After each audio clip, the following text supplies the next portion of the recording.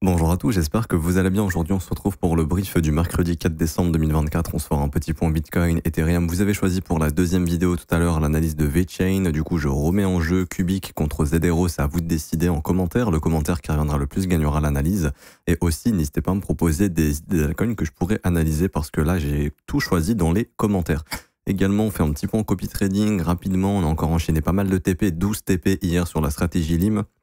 Donc des TP sur AR, BGB, SET, COW, INJ, SOL, TRX et XRP qui ont enchaîné pas mal de TP, des TP également du côté de la stratégie SPT et également une nouvelle stratégie qui a été lancée d'accumulation sur des secteurs bien précis. Donc là, l'IA, Deepin, Layer 1 sur des assets bien précis. Vous avez des résultats en gain latent actuellement. On est encore en phase d'accumulation. Le but sera de revendre plus tard sur la tendance. On s'occupe tout pour vous. Si vous voulez rejoindre le copy trading, c'est 100% gratuit. C'est le premier lien en commentaire épinglé. Tous les liens utiles concernant mon contenu, vous cliquez sur ce lien, ça vous ramène sur la page que je suis en train de vous montrer à l'instant qui est celle-ci. Vous vous inscrivez sur BitGet via notre lien partenaire juste ici en cliquant sur ce petit lien. Vous mettez mail, mot de passe, vous acceptez les conditions et vous cliquez sur créer account juste ici.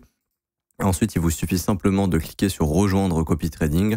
Vous avez juste à mettre votre prénom, votre email, votre identifiant BitGet qui se trouve sur votre tableau de bord BitGet et qui est composé uniquement de chiffres. Vous cliquez sur rejoindre et ensuite vous regardez cette vidéo ici pour configurer le copy trading sur votre compte et en 5 à 10 minutes, ce sera bon. Vous serez éligible au copy trading et les ordres s'exécuteront automatiquement sur votre compte. On peut commencer avec Bitcoin qui, alors je ne pouvais pas faire plus chirurgical que ça.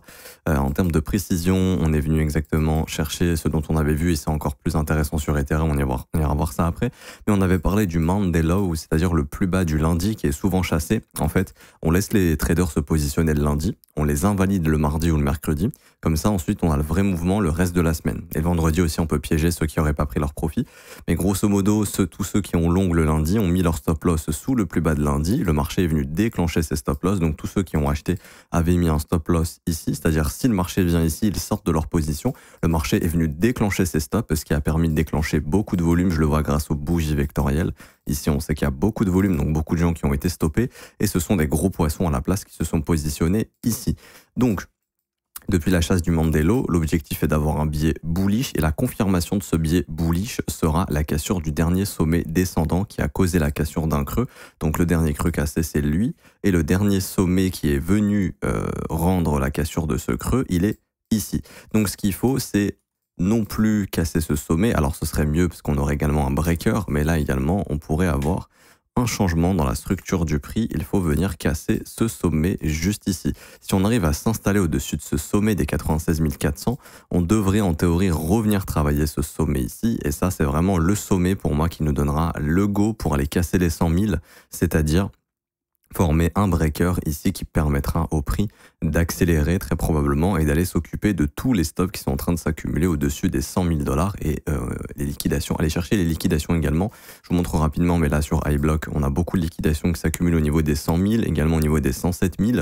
Donc l'objectif serait d'aller chercher ce cluster de liquidation ici. Bien évidemment, tant que ce cassé n'est pas sommé, rien n'est gagné. Il faut absolument que les acheteurs cassent ce sommet pour déclencher vraiment un mouvement haussier et vraiment former un breaker ici. Mais franchement, ça sent bon au vu de ce qui a été fait. Également en M5 ici, alors je sais pas pour ceux qui l'avaient vu, mais on a eu ici pareil hier sur la prise du Mandelo un market structure shift. Je sais qu'il y a beaucoup d'élèves qui l'ont vu dans le Discord et également ici on a eu la validation d'un bon petit breaker là qui a été retravaillé. Là on pourrait considérer toute cette zone comme un breaker. On est revenu bosser cette zone et ça nous redéclenche du flux haussier.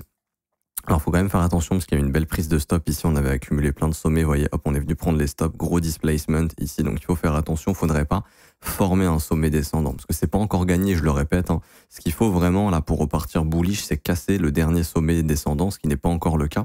Malheureusement, on pourrait très bien se faire rejeter ici et repartir au sud. Donc là, il faut surtout pas faire ça. Il faut vraiment casser. Tant qu'on casse pas, on n'est pas sorti d'affaire. Et pour résumer, j'en ai déjà parlé plein de fois, mais encore une fois, elle a fait le job. On avait parlé ici de cette FVGH4. Tant qu'elle n'est pas perdue, il n'y a pas de correction plus profonde qui devrait intervenir. Et hier, le fait de venir chasser le plus bas de lundi vient déclencher justement le comblement ici de toute cette imbalance, donc de cette FVG, qui, encore une fois, va nous ramener à essayer de casser cette FVG H4. Et encore une fois, quand cette FVG H4 sera cassée, bon bah là, il y aura tout ce qu'il faut pour aller à 100 000 et en théorie plus, parce qu'à ce moment-là, le marché pourrait décider d'aller chercher des extensions haussières par exemple, entre 105 000 et 108 000 dollars. Mais encore une fois, rien n'est gagné. Je pense que ça va se jouer entre aujourd'hui, voire vendredi. N'oubliez pas, il y a des news éco importantes. Aujourd'hui, on a le ADP-NFP, c'est pas la news la plus importante. On a surtout le speech de Powell, voir un petit peu comment il va se positionner. Est-ce qu'il pense que l'inflation, c'est encore un problème, etc. Est-ce qu'on va vraiment baisser les taux? Et ensuite, vendredi, par contre, c'est extrêmement important. On a le NFP, on a des informations sur les salaires des Américains, est-ce qu'ils augmentent ou pas, et on a également le taux de chômage réel ici. Donc ce sont des datas qui sont très importantes, qui risquent de secouer un petit peu le marché à cet risque en bien ou en mal. En théorie, on en avait parlé hier, le Nasdaq avait cassé son imbalance baissière, l'objectif était de faire un nouvel ATH, c'est positif. Donc en théorie, Bitcoin pourrait suivre le Nasdaq et continuer de pumper ici si le Nasdaq le fait également. Ce que je vous invite à surveiller aujourd'hui, c'est la réaction du prix du côté du Nasdaq. Si jamais on a une grosse réaction baissière aujourd'hui ou demain, ça serait pas du tout bon. Ça voudrait dire qu'on est juste venu prendre les stops et que malheureusement, on aura un mois de décembre pas sympa. Donc ça, il faudra surveiller. Et le Bitcoin est en train de créer une trendline ici. Tant qu'elle est maintenue, il n'y a pas de souci. Je pense que cette trendline finira par être déclenchée en termes de stop plus tard. C'est-à-dire qu'à un moment donné, vous allez voir probablement ça. Ok, une prise de stop de cette trendline ici, qui déclenchera probablement un mouvement de panique, mais pour l'instant, le marché ne l'a pas encore résolu. Mais par exemple, au moment où on vient là, sous cette trendline, ça devrait accélérer en termes de momentum, et je pense que beaucoup de gens vont vendre, ça pourrait permettre à de gros poissons de se positionner et de prendre à contre-pied le mouvement. Quoi qu'il en soit, je le redis et je le répète, toutes les attaques baissières sous les 100 000 sont des pièges. Clairement, c'est dans l'intérêt des grosses institutions qui sont exposées sur ce marché qu'on ait les 100 000, que les médias parlent des 100 000 dollars. BlackRock a un ETF Bitcoin. Pour eux, c'est un énorme coup de pub s'ils ont les 100 000 dollars. Je pense qu'ils vont tout faire pour essayer de l'avoir. Et voilà, donc pourquoi on n'irait pas chercher les 100K alors que ça va ramener encore plus de gens et faire gagner encore plus d'argent à BlackRock, non pas parce qu'ils détiennent des bitcoins et qu'ils gagnent de l'argent sur ces bitcoins, parce qu'ils vont avoir plus de fonds sous gestion, et plus ils ont de fonds sous gestion, plus ils font d'argent. Ok. Donc ça, c'est dans l'intérêt de BlackRock que le bitcoin aille taper les 100K, ça m'étonnerait réellement qu'on n'y aille pas. Maintenant, ETH ici, alors hier on avait parlé, pour ceux qui se souviennent, pareil, du Mandelo, et juste ici, et surtout de cette prise de stop qui couvrait l'imbalance daily, juste là dans ma zone en bleu, et regardez comment c'est chirurgical, petite mèche pour venir dans l'imbalance, ici c'est ce qu'on appelle une FVG, on prend les stop loss, et bam, réaction immédiate, regardez Ethereum, il prend les stops, il y a du volume, bougie vectorielle, big volume, on prend les stops de tout le monde, merci, au revoir.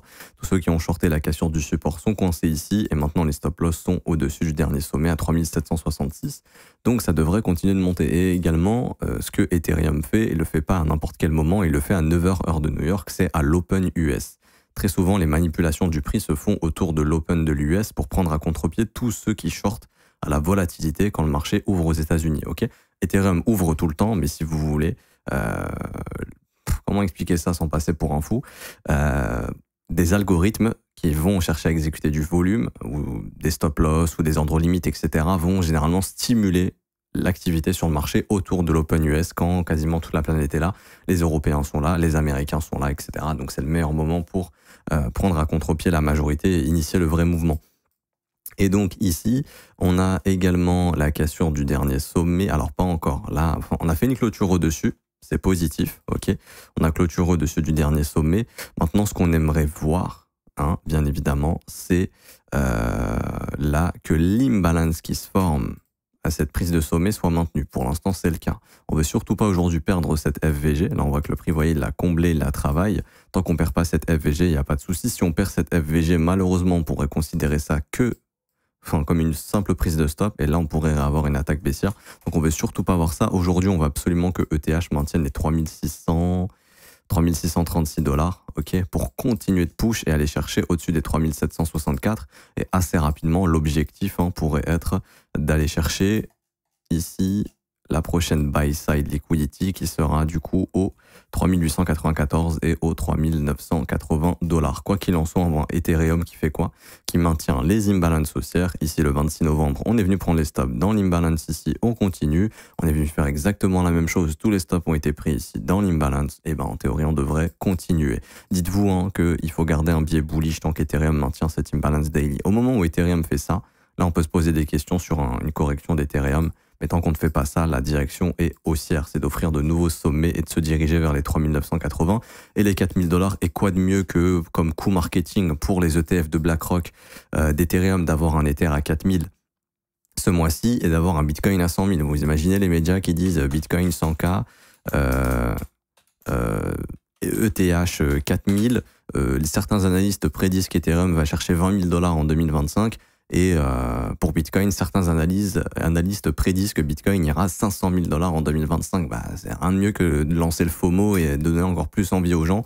Il y a des institutions aussi qui, elles, sont plus intelligentes, qui vont se dire, bon, Bitcoin 500K 2025 peu probable, Ethereum 20K 2025 peu probable, mais peut-être 8K plus probable pour Ether et peut-être 150, 200K plus probable pour Bitcoin. Donc de quoi s'exposer un peu plus sur les ETF de BlackRock. Donc voilà, moi c'est comme ça que je raisonne.